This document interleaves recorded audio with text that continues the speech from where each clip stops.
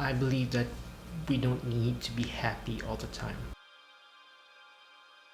I don't think that meaning is equivalent to happiness. I think that suffering and pain also give us a better appreciation of what really matters in life, and that leads us to the meaning that we're looking for.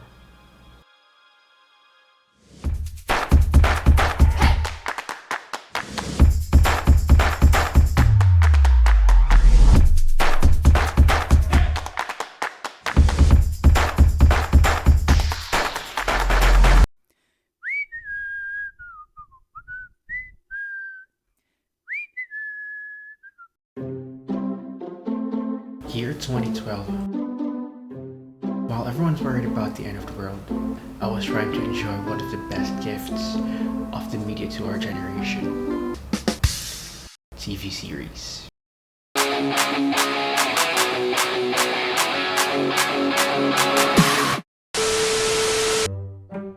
It is where most of my personal bias towards emotions are from.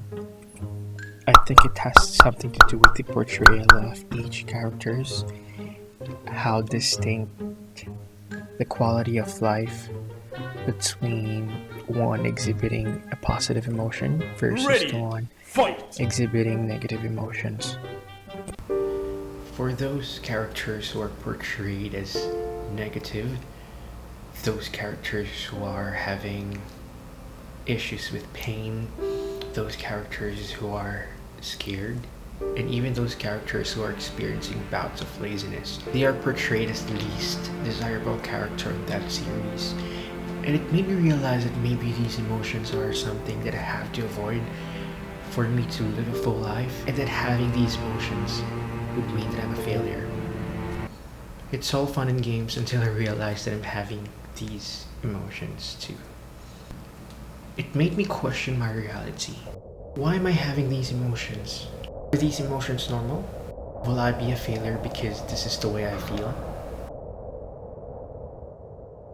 As I look back in my life, I realized that these negative emotions occurred to me more frequent than motivational speakers would recommend.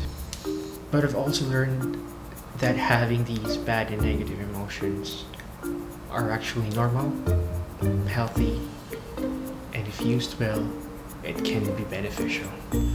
I still have a lot of unhealthy patterns to unlearn, but I think one of the things that helped me accept these negative emotions is that I learned how to give them the space to exist. How many times have you been told not to feel sad because someone had it worse? Or you've been asked to silence our emotion because it isn't acceptable. Those are some of the things that my early influences have told me. School, television, even our culture. I already have a preconceived notion about emotions, but being told these things, it actually made it worse. And over time, since I'm trying to deny to myself that I actually have these emotions, there came a point wherein emotions became blurry. There came a point where I already lost my ability to identify emotions, to identify what I was actually feeling. And I bet that this is the reality that most of us face as well. The way we mix things actually affects how we see the world. We don't know what we feel, and this ignorance ends up controlling us. Worse is that we don't know the magnitude of its influence over our lives until such a time that we feel lost and overwhelmed. Where am I? What am I doing? How did I get here? Carl Jung said, "Unless you make the unconscious conscious, it will direct your fate." Experienced car mechanics fascinate me. My father is one. One odd sound and car mechanics already know what's happening. They already know what the problem is. Same as with athletes. They train and perform better because they have better feeling about their body. And for photographers, they can take better pictures if they know their camera well. The better we know things, the easier for us to work with them. Same thing with emotions. In my case, it took me a lot of failures before I was finally able to identify what I actually feel. But the more I get acquainted to them, the more I understand why I'm feeling certain things. And in some cases, I'm actually able to unearth their origins. It's easier said than done, but I think the first step towards acknowledging the value of our emotions is actually by accepting and acknowledging that they exist.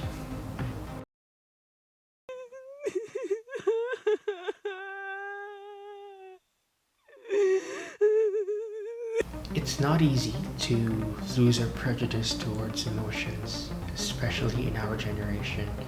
As the millennials and the Gen Z, we are the generations who always seek the answers to the whys. Nothing's wrong with trying to explore the meaning behind things, but throughout our journey in exploring the whys, I realized that we are scammed. We were told that happiness is synonymous to meaning.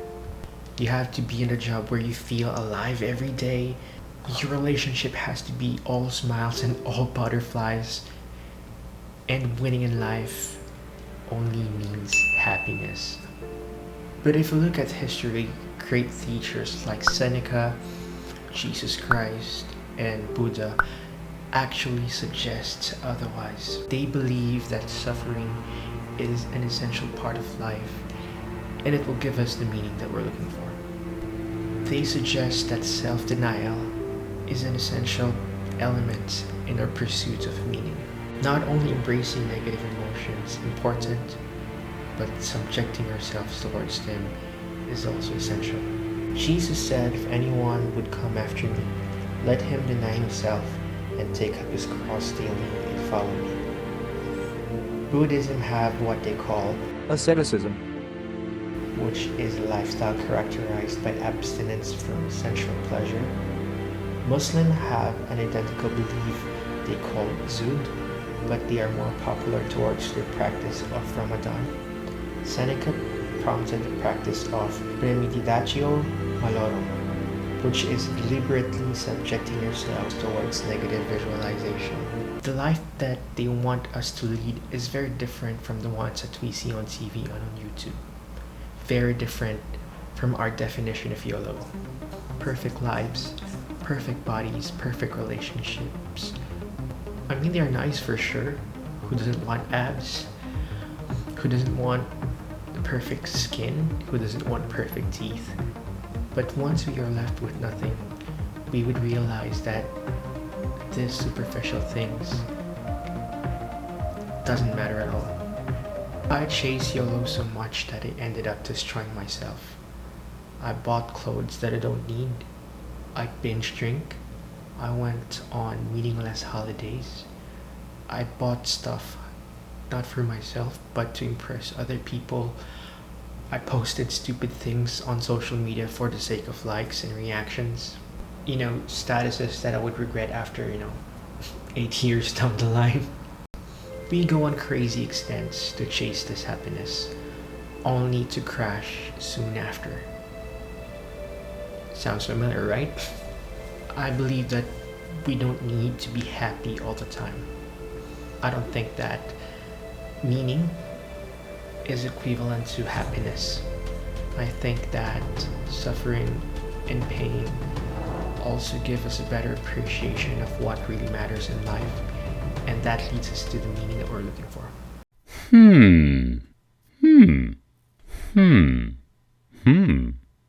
At the end of the day, we'll still need to be reminded that emotions are temporary, and solely basing our decisions on our emotions is not the best thing in the world.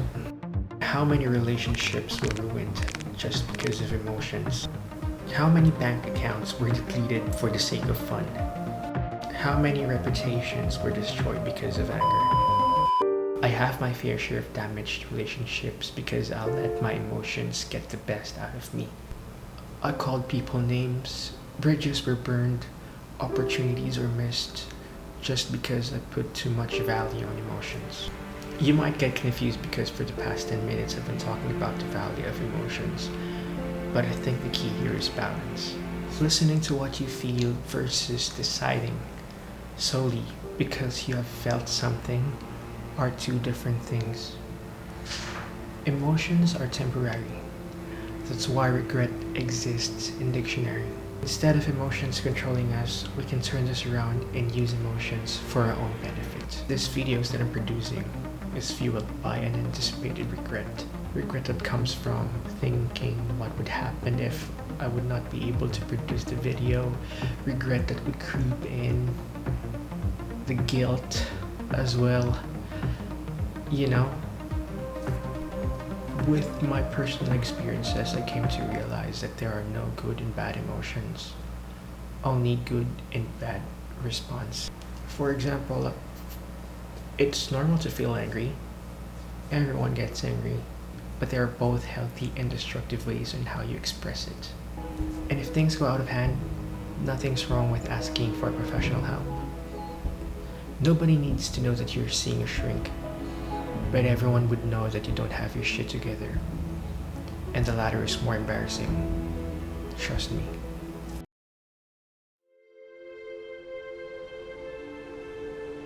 Only dead people don't feel emotions. It is healthy to express your emotions long as it is controlled. Otherwise, if you bury them too long, they'll creep out in a very destructive way, and even the consequences, we may not be able to see them right away.